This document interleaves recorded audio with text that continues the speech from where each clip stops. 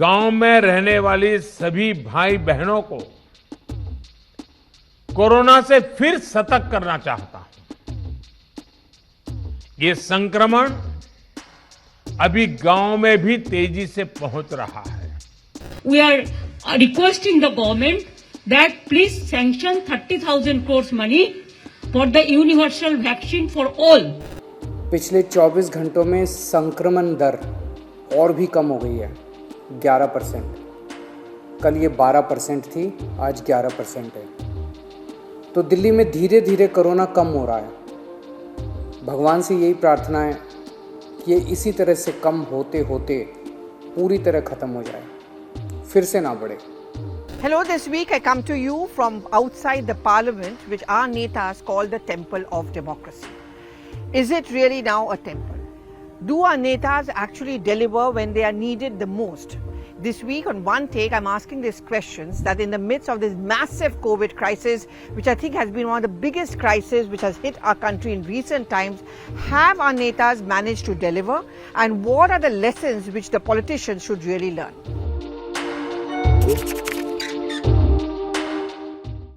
I've been asking you this question on the timeline. It's very interesting, the response I've been getting. Most of them seem to be agreeing that our politicians have once again failed us.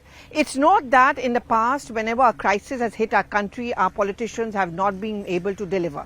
They've also been rewarded with victories during elections. When we are talking about, for example, the floods which hit Kerala, Pinarayi Vijayan delivered. He was constantly on the phone, very often directly taking the calls of the people who were distressed, actually going from shelter to shelter, even home to home. And he's come back, breaking that cycle in Kerala once again. Remember that big earthquake which hit Gujarat?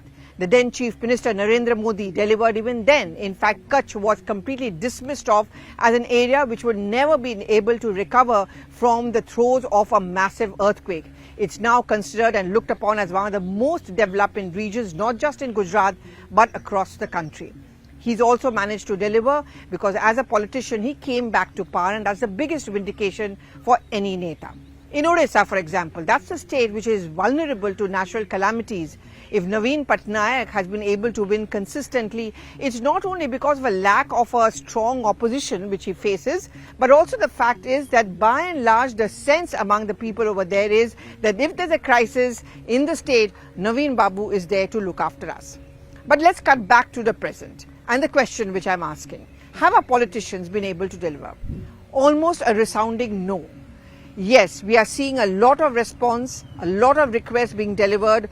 And if you go through the social media timelines, whether it's Twitter, whether it's Facebook, or whether it's Instagram, what has really emerged is that NGOs, yes, but even politicians, and especially the junior ones, those who may not be holding any big post in government or even in political parties, are the ones who have actually been thrown up as the messiahs during this crisis. You know, we are talking about, for example, Srinivas of the Indian Youth Congress. When you talk about Dilip Pandey of the Aam Aadmi Party, then you talk about Charu Pragya as far as the BJP is concerned. They are not really mainstream netas in the sense that they don't hold a very important post either within the party or in the government, but they have been able to deliver. And now you notice a lot of people ask for help, tagging them on the social media timeline. This in itself is a story. This in itself indicates how our mainstream politicians, including many ministers, have failed to deliver. A crisis actually throws our politicians. A crisis also reflects how much of a politician are you. You know, you take an oath when you take office that you are going to consider the Constitution supreme and the wishes of the people supreme. So you're supposed to be there 24/7. No comments need to be coming across about I have done this and I have done that. What you're supposed to do is deliver. Either in your own constituency, you're supposed to be out.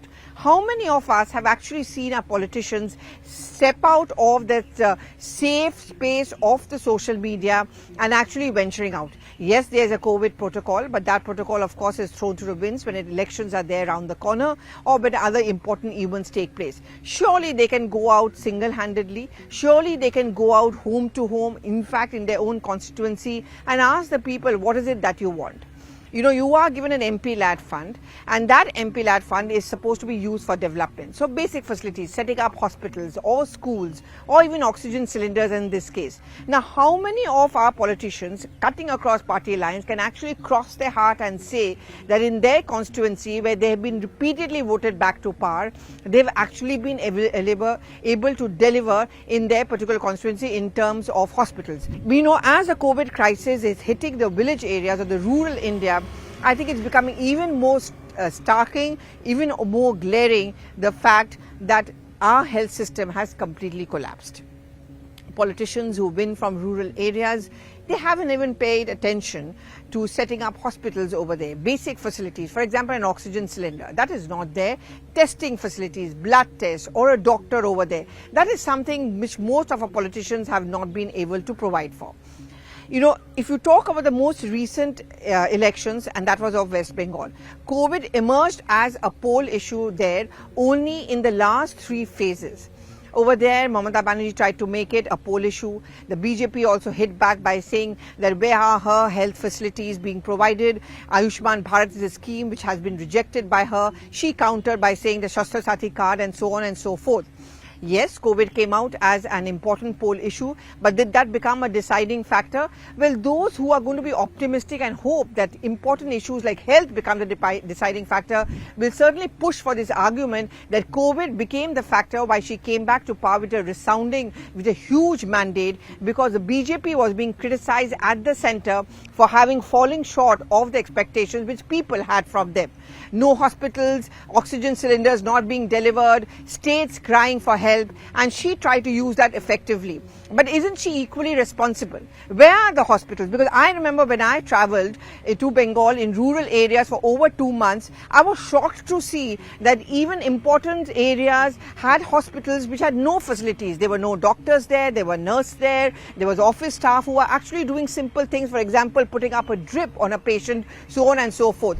Isn't every politician today actually look into the mirror? Shouldn't they look into a mirror and actually answer this question that what have we actually been able to deliver? The next big election is going to be Uttar Pradesh. We are still going to wait for the parliament session to resume because, that's something which cannot be done virtually. How many of them can actually honestly say that they have been able to give to the people what they have been promising year after year? You go through the statistics, you go through all the figures. We were caught napping when the second wave came up. No preparations on the ground, no promise fulfilled as that part is concerned. At the center, there was no explanation being offered as to why our vaccination was not being able to reach up to the mark. Why is it that people are having to wait endlessly for that important dose? When you're talking about that Sanjeevani booty, why is that booty not available to the people? That question is not being answered. Apart from that, of course, the question is that isn't a health issue more important than just about anything else?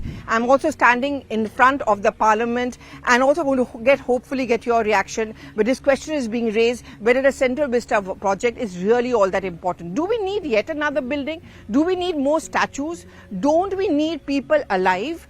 Don't the politicians have to measure up to the yardstick? It's sorry to say that it's not just about one party A or B. Whether you're in power, whether you're out of power, most of our politicians this time round have failed to deliver us. Do give in your reactions on the social media timeline. We're going to keep on putting this pressure on our politicians, hoping that they open up, they hear, they have to understand that the road to parliament is not easy. Staying inside parliament also brings a lot of responsibility on them. And that responsibility is something many of them have failed to deliver.